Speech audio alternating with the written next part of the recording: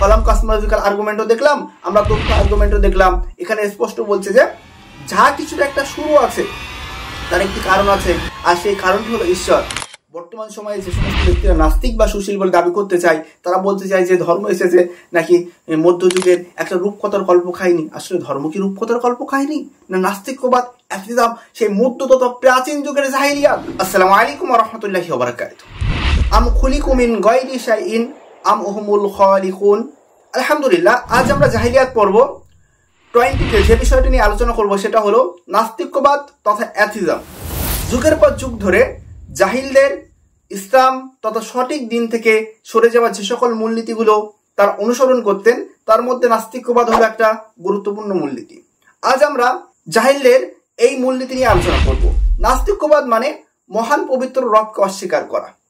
মানে জাহেলরা মনে করতো যে এই জগৎ হলো একটা প্রাকৃতিক ফলাফল, মানে এমনি এমনি থিওরি, মানে এই বিশ্ব জগৎ বা পৃথিবী সৃষ্টি হয়ে গেছে যে এমনি এমনি সৃষ্টি হয়ে গেছে, কোনো ক্রিয়েটর ছাড়া, মানে কোনো সৃষ্টিকর্তা ছাড়াই এমনি এমনি এই জগৎগুলো সৃষ্টি হয়ে গেছে, এবং তারা হলো একটা প্রাকৃতিক ফল।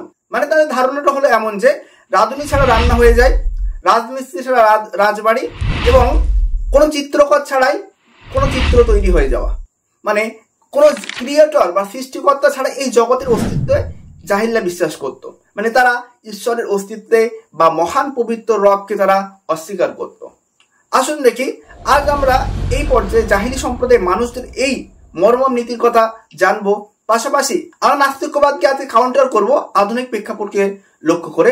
আলহামদুলিল্লাহ, আমরা আজ প্রথমে যে জিনিসটা দেখবো যে পবিত্র কোরআন এবং সুন্নাহয় নাস্তিকবাদ বা অ্যাথিজম সম্পর্কে কি বলা আছে। অনেকে এমন ধারণা করে যে পবিত্র কোরআনে নাকি নাস্তিকবাদ সম্পর্কে বলা নেই। আসলে পবিত্র কোরআন নাস্তিকবাদ সম্পর্কে আজ থেকে 1400 বছর আগে বলেছেন। কোথায় বলেছেন?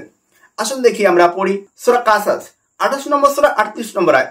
এখানে আল্লাহ সুবহানাহু ওয়া তাআলা ফিরাউনের একটা ঘটনাকে কোটেশন করেছেন। এখানে ফিরাউন কি বলেছিল দেখেন। এখানে বলছে যে অকালা ফিরাউনু ইয়া আইয়ুহাল মালআউ মা আলিমতু লাকুম মিন ইলাহিন গায়রি। হে পরিষদ বর্গগণ, আমি ছাড়া তোমাদের কোনো ইলাহ আছে বলে আমি জানি না। আল্লাহর অস্তিত্বে অস্বীকার করায় ফিরাউন সর্বপ্রথম এই দাবি করেছিল যে আমি ছাড়া তোমাদের আর কোনো ইলাহ আছে বলে আমরা, মানে ফিরাউন জানে না। ফিরাউন নিজেকে এখানে আল্লাহর অস্তিত্বকে সর্বপ্রথম অস্বীকার করেছিল। আসুন দেখি আরো আমরা পড়ি পবিত্র কোরআন সূরা মুমিন 40 নম্বর সূরার 36 এবং 37 নম্বর আয়াত। অকালা ফিরাউনু ইয়া হামান ইবনি লি সরহা লাআল্লি আবলুগুল আসবাব। ফিরাউন বলল, হে হামান, আমার জন্য একটি উঁচু ইমারত বানাও যাতে আমি অবলম্বন পাই। কি অবলম্বন পাই? পরের আয়াতে বলছে আসমানে আহরণের অবলম্বন, যাতে আমি মুসার ইলাহকে দেখতে পাই। আমি কেবল তাকে মিথ্যাবাদী মনে করি। আর এইভাবে ফিরাউনের কাছে মন্দ কাজ শোভিত করে দেওয়া হয়েছিল এবং তাকে বাধা দেওয়া হয়েছিল সৎ পথ থেকে। আর ফিরাউনের ষড়যন্ত্র কেবল ব্যর্থই হয়েছিল। আমরা এত সময় ধরে দেখলাম যে মুসা আলাইহিস সালামের সময় ফিরাউনের জাহিলিয়াত, ফিরাউন কিভাবে আল্লাহর অস্তিত্বকে অস্বীকার করেছিল। আমরা দেখেছি পবিত্র কোরআন সূরা কাসাস 28 নম্বর সূরা 38 নম্বর আয়াত থেকে, আমরা দেখেছি সূরা মুমিন 40 নম্বর সূরা 36 এবং 37 নম্বর আয়াত থেকে। এখানে আমরা দেখলাম যে ফিরাউন কিভাবে আল্লাহর অস্তিত্বকে অস্বীকার করত। মানে স্পষ্ট আমরা প্রথমে দেখলাম যে ফিরাউন আল্লাহর অস্তিত্বকে সর্বপ্রথম অস্বীকার করত। এই পর্যায়ে আমরা দেখব যে মক্কার মুশরিকদের জাহিলিয়াত। আমরা এত সময় ধরে দেখলাম যে মুসা আলাইহিস সালামের সময় ফিরাউনের জাহিলিয়াত, এই পর্যায়ে আমরা দেখব যে মক্কার মুশরিকদের জাহিলিয়াত। আসুন দেখি আমরা যদি দেখি পবিত্র কোরআন সূরা তুর 52 নম্বর সূরার 35 নম্বর আয়াত। এখানে কি বলছে? আম খুলিকু মিন গায়রি শাইইন আম হুমুল খালিকুন। উহারা কি স্রষ্টা ব্যতীত সৃষ্টি হয়েছে, না উহারাই স্রষ্টা? আম খুলিকু সামাওয়াতি ওয়াল আরদা বাল লা ইউকিনুন। না, উহারা আকাশমণ্ডল ও পৃথিবী সৃষ্টি করিয়াছে, বরং উহারা তো অবিশ্বাসী। আজ আমরা এই পর্যায়ে দেখলাম যে ফিরাউনের সময়কার জাহিলিয়াত, মক্কার মুশরিকদের সময়কার জাহিলিয়াত, এবং আজ আমরা নাস্তিকবাদ সম্পর্কে বেশ কিছু তথ্য আমরা বর্তমান প্রেক্ষাপট সম্পর্কে জানবো। 1 নম্বর তথ্য, বর্তমানে যে সমস্ত নাস্তিকরা আমাদের সমাজে আছে তারা বলে বেড়ায় ধর্ম বা ধার্মিকতা হলো মধ্যযুগের একটা প্রাচীন কল্পকাহিনী। কিন্তু আসলে ধর্ম যদি মধ্যযুগের প্রাচীন কল্পকাহিনী হয়, তাহলে নাস্তিকবাদ কি? আমরা আজকে স্পষ্টভাবে জানলাম। নাস্তিকবাদ হলো মধ্য তথা প্রাচীন যুগের জাহিলিয়াত, যেটা আমরা স্পষ্টভাবে দেখেছি। ধর্ম, তারা যেহেতু বলতে চায় ধর্ম বা ধার্মিকতা হলো মধ্যযুগের কল্পকাহিনী, কিন্তু আসলে আজকে আমরা স্পষ্টভাবে দেখলাম যে আসলে ধর্ম না, নাস্তিক্যবাদ হলো মধ্যযুগ তথা প্রাচীন যুগের জাহিলিয়াত, যেই জাহিলিয়াতের জন্য মানুষরা সঠিক দিন, সঠিক ইসলাম, সঠিক দিন থেকে তারা দূরে সরে যেত, সেটা হলো নাস্তিক্যবাদ। আসুন দেখি আমরা নাস্তিকবাদ সম্পর্কে কিছু কাউন্টার আলোচনা করি। আসলে আমরা নাস্তিকবাদ সম্পর্কে আজকে আমরা নতুন আর্গুমেন্ট নিয়ে আলোচনা করব। কিছু সেই আর্গুমেন্ট গুলো হলো এমনটা: কাউন্টার অফ অ্যাথিজম, কলা আর্গুমেন্ট, কলাম কসমোলজিক্যাল আর্গুমেন্ট। এই কলাম কসমোলজিক্যাল আর্গুমেন্টে আমরা নাস্তিকবাদ সম্পর্কে জানবো। দেখি কলাম কসমোলজিক্যাল আর্গুমেন্টে কি বলা আছে। মহাবিশ্বর একটি শুরু আছে। 1 নম্বর তাদের প্রেমিক্স বা তাদের দাবি হলো যে মহাবিশ্বের একটি শুরু আছে। 2 নম্বর হলো যা শুরু হয় তার একটি কারণ থাকে, যা শুরু হয় তার একটি কারণ থাকে। 3 নম্বর মহাবিশ্ব যেহেতু শুরু হয়েছে তাই মহাবিশ্বের একটি কারণ রয়েছে। 4 নম্বর এই কারণটি হলো ঈশ্বর। তাহলে স্পষ্ট কলাম কসমোলজিক্যাল আর্গুমেন্টে বলছে যে মহাবিশ্ব একটি শুরু আছে। 2 নম্বর বলছে যা শুরু আছে তার একটি কারণ আছে। 3 নম্বর মহাবিশ্ব যেহেতু শুরু হয়েছে তাই মহাবিশ্বের একটি কারণ আছে। 4 নম্বর মহাবিশ্ব এই কারণটি হলো ঈশ্বর তথা আল্লাহ সুবহানাহু ওয়া তাআলা।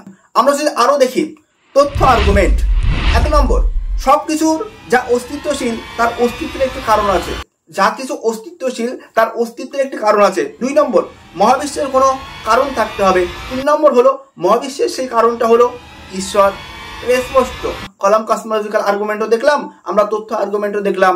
এখানে স্পষ্ট বলছে যে যা কিছুর একটা শুরু আছে তার একটি কারণ আছে, আর সেই কারণটি হলো ঈশ্বর। তাহলে স্পষ্ট আমরা এই যে বর্তমান সময়ে দুটো আর্গুমেন্ট দিয়ে নাস্তিকবাদকে আমরা দেখলাম যে নাস্তিকবাদের ভিত্তিহীন একটা থিওরি, সেই থিওরির কোনো ভিত্তি নেই। স্পষ্টই আমরা যেহেতু আজকে নাস্তিকবাদ নিয়ে আলোচনা করছি না, আমরা জাহিলিয়াত সিরিজ নিয়ে আলোচনা করছি, যখনই আমরা অ্যাথিজম নিয়ে বিস্তৃত আলোচনা করব তখন আরো কিছু আর্গুমেন্ট আমরা সামনে নিয়ে আসবো ইনশাআল্লাহ। স্পষ্টই ঈশ্বর বা আল্লাহ সুবহানাহু ওয়া তাআলার অস্তিত্বকে অস্বীকার করার একটা গুরুত্বপূর্ণ দিক হল নাস্তিকবাদ বা অ্যাথিজম। এই অ্যাথিজমে কোনো ব্যক্তি যদি বিশ্বাস করে সে ব্যক্তি আল্লাহ সুবহানাহু ওয়া তাআলার অস্তিত্বকে বিশ্বাস করবে। আর আল্লাহ সুবহানাহু ওয়া তাআলার অস্তিত্ব যদি বর্তমান সময়ে হিসাবে বিশ্বাস করে, আসলে সে তৎকালীন সময়ের সেই জাহিলিয়াত বাস্তবায়ন করবে।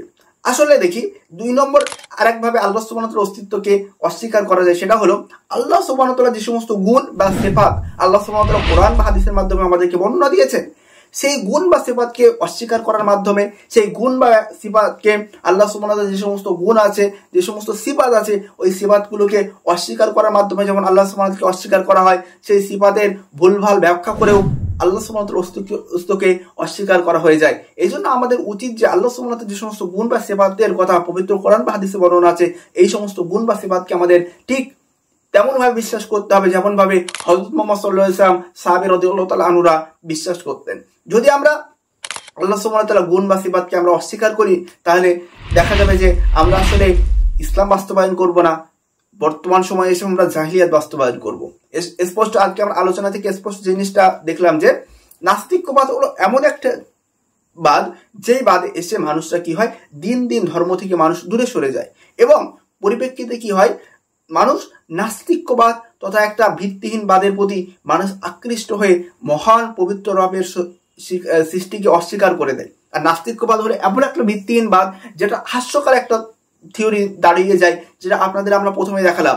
চিত্রকর ছাড়া যেমন একটা চিত্র তৈরি হয়ে যায় তাদের দাবি।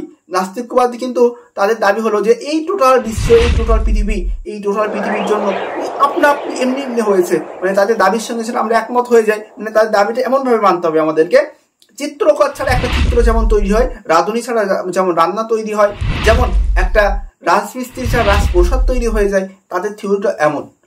একটা অন্ধকার ঘরে আপনি একা একা আছেন, হঠাৎ এই ঘরের অন্ধকার ঘরের মধ্যে আপনি ঘুমিয়ে পড়লেন এবং ঘুম থেকে উঠে দেখলেন যে আপনার এই ঘরের মধ্যে একটা ডাইনিং টেবিল চলে আসলো, আপনি যেখানে শুয়ে আছেন সেই জায়গাটা সোফায় পরিণত হয়ে গেল, এবং সোফার উপরে আপনি শুয়ে আছেন, আপনার পাশে 1 কাপ কফি রাখা আছে, পাশাপাশি দেখা যাচ্ছে যে আপনার কিছুদের দূরে একটা টেবিলের উপরে একটা ল্যাপটপ রাখা আছে।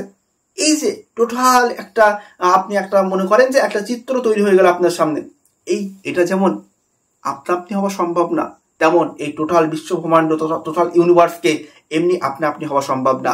কারণ এই টোটাল আপনার মানে বাড়ির যে আইডিয়া বা বাড়ির যে সমস্ত জিনিসগুলো আমি আপনাদের সামনে উপস্থাপন করলাম, এর থেকেও এই মহাবিশ্ব, এই টোটাল ইউনিভার্সকে অনেক হাজার হাজার গুণ বেশি জটিল এবং বেশি কঠিন একটা জিনিস আপনাদের এই মহাবিশ্বে লুকায়িত আছে। আমরা যে সূর্যকে দেখি, এই সূর্য এমন একটা স্থানে আছে, সূর্য যদি আমাদের কাছে চলে আসে আমাদের পৃথিবীটা উষ্ণ মরুভূমিতে পরিণত হয়ে যাবে। সূর্য যদি যেই স্থানে আছে সেখান থেকে যদি আরেকটু উপরে চলে যায়, মহাবিশ্বটা আমাদের পৃথিবীটা একদম অঞ্চলে পরিণত হয়ে যাবে। চন্দ্রের যে অবস্থান, সেই চন্দ্রের অবস্থান থেকেও আমরা ঠিক একই ধরনের ধারণা পাই। একদম পুরো এক্স্যাক্ট যে জিনিসগুলো যেখানে থাকা দরকার সেই জিনিসগুলো সেখানে আছে, এবং খুবই ক্রিটিক্যাল একটা জিনিস নিয়ে এই মহাবিশ্ব তৈরি হয়েছে। এই মহাবিশ্বকে কেউ যদি আল্লাহ তথা ঈশ্বরের অস্তিত্বকে অস্বীকার করে দেয়, বলে যে এমনি এমনি তৈরি হয়ে গেছে, তাই সেই ব্যক্তির মতো বোকা আর কেউ নেই। আমরা দেখিয়েছিলাম কলাম কসমোলজিক্যাল আর্গুমেন্ট, যেখানে স্পষ্ট বর্তমান সময়ে একটা গুরুত্বপূর্ণ আর্গুমেন্ট, সেখানে বলছে যে মহাবিশ্ব যেহেতু একটি সৃষ্টি আছে এবং মহাবিশ্বের একটি কারণ থাকা দরকার, সেই কারণটা হলো ঈশ্বর। আমরা দেখিয়েছিলাম যে তথ্য বা থিওরি যে আর্গুমেন্ট থেকে, সেইখান থেকেও আমরা দেখিয়েছিলাম যে সবকিছুর যা অস্তিত্ব আছে তার একটি কারণ আছে, আর সেই অস্তিত্বের সেই কারণটা হলো ঈশ্বর। তাহলে স্পষ্ট বর্তমান সময়ে যে সমস্ত ব্যক্তিরা নাস্তিক বা সুশীল বলে দাবি করতে চায়, তারা বলতে চায় যে ধর্ম এসেছে নাকি মধ্যযুগের একটা রূপকথার কল্প কাহিনী। আসলে ধর্ম কি রূপকথার কল্প কাহিনী, না নাস্তিকবাদ একদম সেই মধ্য তথা প্রাচীন যুগের জাহিলিয়াত? স্পষ্ট আপনাদেরকে দেখাতে পারলাম আসলে ধর্ম মধ্যযুগের রূপকথা নয়, ধর্ম হলো মহান পবিত্র রব, সেই রবের থেকে পাওয়া একটা দিন, সঠিক দিন হলো ইসলাম। এই যে ইসলাম যদি আপনি আঁকড়ে ধরেন তাহলে সঠিক দিন পাবেন। আর ইসলাম ছাড়া যদি আপনি নাস্তিকবাদকে অনুসরণ করতে চান, সেই নাস্তিকবাদে বা ঈশ্বরহীনতাকে যদি আপনি বিশ্বাস করতে যান, তাহলে আপনি হয়ে যাবেন সেই মধ্যযুগ তথা প্রাচীন যুগের জাহিলিয়াত বাস্তবায়ন করবেন। সেই মধ্যযুগ তথা প্রাচীন যুগের আপনি হয়ে যাবেন জাহিল।